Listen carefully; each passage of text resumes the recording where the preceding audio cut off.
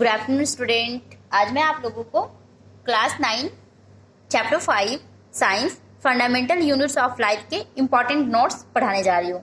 Okay, तो हम इसके पहले इंट्रोडक्शंस पढ़ने वाले हैं। सेल क्या होता है? Cell is the structure and functional unit of life. Question ये पूछा जाएगा आप लोगों से, व्हाट इज सेल?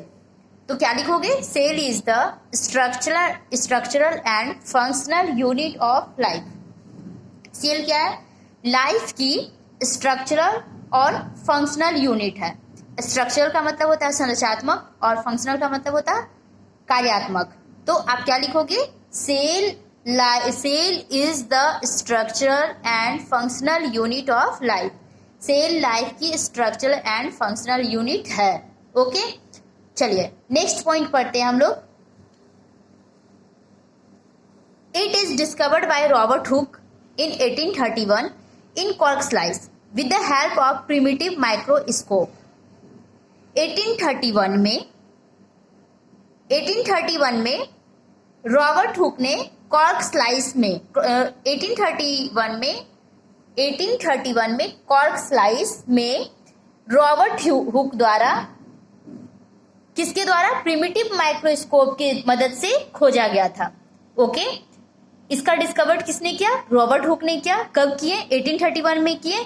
किससे? कॉर्क स्लाइस के द्वारा की हेल्प से उन्होंने, प्रिमिटिव माइक्रोस्कोप की हेल्प से उन्होंने पता किया। ओके, तो इसका एग्जैक्ट मतलब क्या हो जाएगा? इसका एग्जैक्ट है 1831 में कॉर्क स्लाइस में 1831 में कॉर्क स्लाइस में रॉबर्ट हुक के द्वारा प्रिमिटिव माइक्रोस्कोप की मदद से खोजा गया, डिस्कवर्ड किया गया। ओके, चलिए नेक्स्ट पॉइंट पढ़ते हैं। Leeuwenhoek 1674 discovered the free living cells in pond water with the improved microscope. Robert Brown discovered the nucleus in the cell in 1831। Leeuwenhoek ने तालाब के पानी में लिविंग सेल्स की खोज की। किसकी खोज की? तालाब के पानी में उन्होंने लिविंग सेल की खोज की, जिसमें क्या थे? माइक्रोस्कोप थे। ओके, लुईन हॉक ने तालाब के पानी में पॉन्ड वाटर मतलब तालाब की पानी में लिविंग सेल की उन्होंने खोज की। Okay, Robert Brown discovered the nucleus in the cell in 1831। Robert Brown ने 1831 में सेल में न्यूक्लियस की खोज की। रॉबर्ट ब्राउन ने 1831 में सेल में न्यूक्लियस की खोज की। ओके, इतने पॉइंट समझ आ गए आप लोगों को? चलिए इसके आगे के पॉइंट्स पढ़ते हैं। Purkinje coined the term protoplasm for the fluid substance of the cell is 1839। Purkinje ने 1839 में सेल के फ्यूल्ड पदार्थ के लिए प्रोटोप्लाज्म वर्ड डिस्कवर्ड किया। पुरकिंजे ने क्या किया? 1839 में उन्होंने सेल के fluid okay, for the fluid substance for the cell के फ्यूल्ड पदार्थ के लिए प्रोटोप्लाज्म वर्ड का डिस्कवर्ड किया। ओके, चलिए अब हम लोग पढ़ेंगे। नेक्स्ट टॉपिक है आपका सेल थ्योरी। सेल थ्योरी क्या होता है इसके बारे में पढ़ेंगे। The theory that all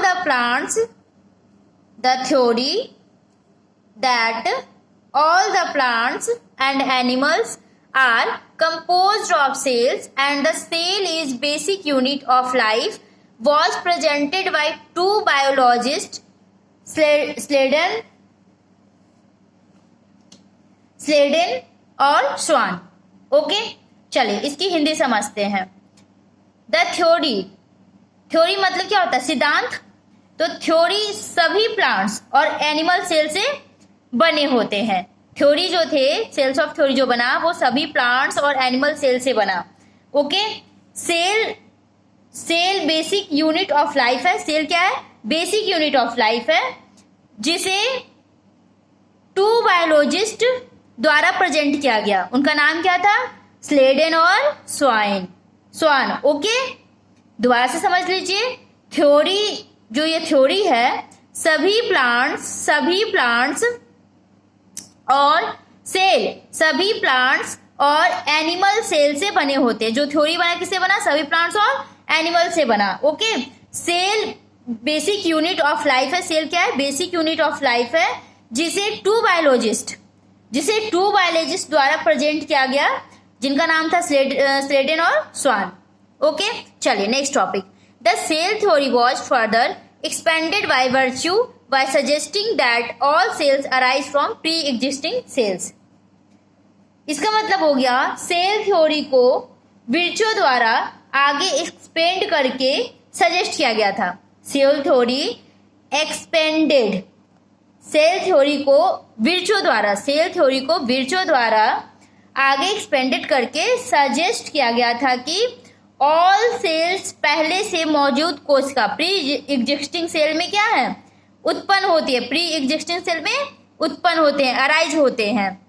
types of organism, अब हम लोग पढ़ेंगे टाइप्स ऑफ ऑर्गेनिज्म। ओके, तो चलिए इसके बारे में पढ़ लेते हैं। टाइप्स ऑफ ऑर्गेनिज्म क्या होता है? टाइप्स ऑफ ऑर्गेनिज्म क्या होते हैं, चलिए स्टार्ट करते हैं। On the basis of number of cells organism are of two types. ये ऑर्गेनिज्म सिंगल सेल है। ये ऑर्गेनिज्म क्या है? सिंगल सेल है। एक minute. Types of on the basis of number of cells organism are of two types. Sorry, इसका मतलब हो गया कि सेल के आधार पे, सेल के बेसिस पे ऑर्गेनिज्म दो प्रकार के होते हैं। Okay, on the basis of number of cells organism are of two cells. जो सेल्स के आधार पे ऑर्गेनिज्म दो प्रकार के होते हैं। ओके, यूनिसेलुलर ऑर्गेनिज्म और मल्टीसेलुलर ऑर्गेनिज्म। तो चलिए अब हम लोग पढ़ेंगे यूनिसेलुलर ऑर्गेनिज्म के बारे में। तो चलिए यूनिसेलुलर ऑर्गेनिज्म पढ़ लेते हैं। This organism are single called which perform all the function. ये ऑर्गेनिज्म सिंगल सेल है। ये ऑर्गेनिज्म क्या है? सिंगल सेल है, जो सभी कार्य करते हैं। ओके, सभी कार्य करते हैं। एग्जाम्पल्स क्या क्या है? Amoeba, paramecium, bacteria. Must important question है, आपसे ये पूछा जाएगा कि यूनिसेलुलर ऑर्गेनिज्म के एग्जाम्पल्स बताओ। ओके, अब पढ़ते हैं multicellular organism. Many cells group together to perform different function in the body and also from various body part. Example है फंगी, प्लांट्स और एनिमल्स। इसका मतलब हो गया कि बॉडी में डिफरेंट फंक्शंस करने के लिए मेनी सेल एक साथ ग्रुप्ड होती है। ओके, बॉडी में डिफरेंट फंक्शन करने के लिए मेनी सेल एक साथ क्या होती है? ग्रुप्ड होती है, और शरीर के और बॉडी के वेरियस बॉडी पार्ट का निर्माण भी करती है। इसके एग्जांपल्स क्या है? फंगी, प्लांट्स और एनिमल्स। इसमें क्या होते हैं कि बॉडी में डिफरेंट फंक्शन करने के लिए मेनी सेल्स होते हैं।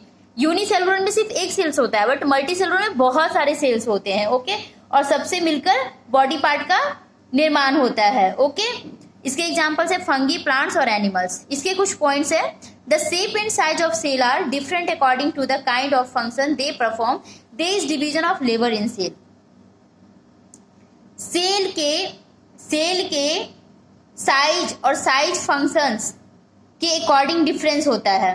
सेल के साइज फंक्शंस के अकॉर्डिंग क्या होता है? इसमें डिफरेंस होता है, डिफरेंट होता है। जो भी परफॉर्म करते हैं, सेल्स में लेबर का डिवीजन होता है। सेल्स में किसका डिवीजन होता है? लेबर का डिवीजन होता है। Each cell has a certain kind of cell organ cell to perform different type of function like mitochondria for respiration। प्रत्येक सेल में रेस्पिरेशन के लिए माइटोकॉन्ड्रिया है। जैसे डिफरेंट टाइप ऑफ फंक्शन के लिए कुछ प्रकार के सेल ऑर्गेनेल्स होते हैं। ओके, प्रत्येक सेल में रेस्पिरेशन के लिए माइटोकॉन्ड्रिया है।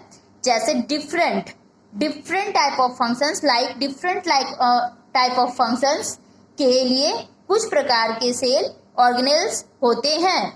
टाइप्स ऑफ सेल्स, अब आपसे पूछा जाएगा types of cells. There are two types of cells. कितने टाइप के सेल्स होते हैं? 2 होते हैं। कौन कौन सा होता है? प्रोकैरियोटिक और यूकैरियोटिक्स। तो इसके अक्सर बच्चों पेपर में ना डिफरेंशिएट पूछे जाते हैं। Okay, must important question, VVI है, वेरी इंपॉर्टेंट क्वेश्चंस। ओके, और ये चैप्टर ही पूरा इंपॉर्टेंट है आप लोगों को, इसलिए मैं कोई भी ना टॉपिक स्किप नहीं करने वाली हूँ।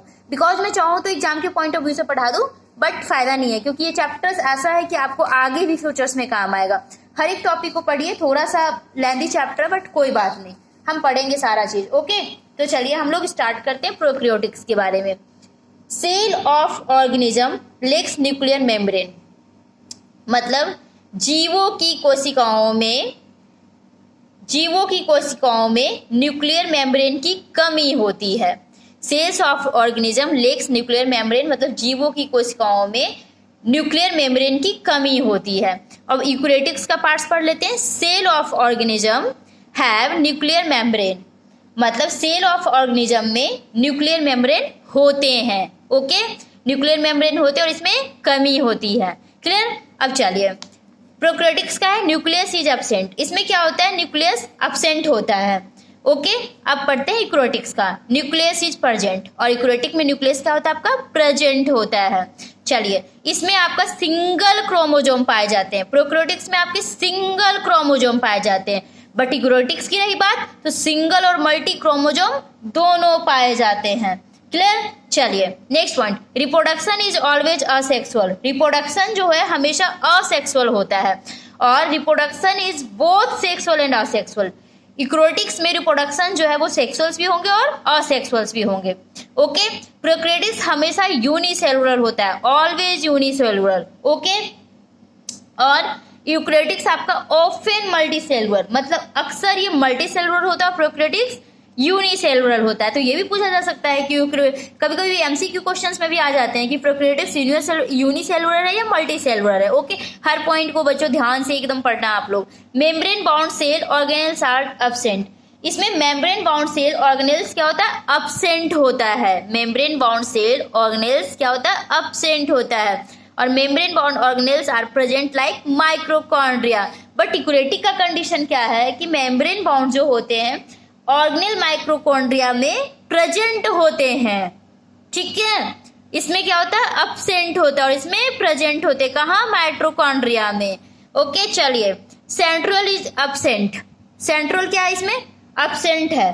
ओके, और नेक्स्ट पॉइंट जो आपका है, central is present only in animals cell. Okay, central is present only in animal cell, मतलब सेंट्रल ओनली एनिमल में सेल में प्रेजेंट होते हैं। ओके, और इसमें सेंट्रल एब्सेंट होते हैं। चलिए अब इसके कुछ आगे के पॉइंट भी हम लोग पढ़ लेते हैं। मैं चाहती तो आपको सिर्फ 5 पॉइंट भी बता सकती थी, बट मैंने सारे कुछ बताए, जितना भी मुझे लगा कि इसके पॉइंट्स होते हैं बच्चों, मैंने सारा कुछ बता दिया। Okay, cell division is by binary fusion. अब क्वेश्चन ये पूछेगा कि सेल डिवीजन किसके थ्रू होता है? बाइनरी फ्यूजन के थ्रू। ओके, और cell division is by mitosis और मिसोसिस। ओके, माइटोसिस और मिसोसिस द्वारा होता है। सेल डिवीजन किसके द्वारा होता है? माइटोसिस और मिसोसिस द्वारा होता है। अब हम लोग पढ़ेंगे इसके एग्जाम्पल। इसके एग्जाम्पल है बैक्टीरिया, ब्लू ग्रीन एल्गी, इसके एग्जाम्पल है fungi, plant cell, animal cells और etcetera. Okay, bye bye, take care. Next video में मिलते हैं। आप लोग इतना पहले लर्न कर लीजिए, बहुत ही लेंथी चैप्टर, आराम आराम से पढ़ेंगे। Okay, bye bye.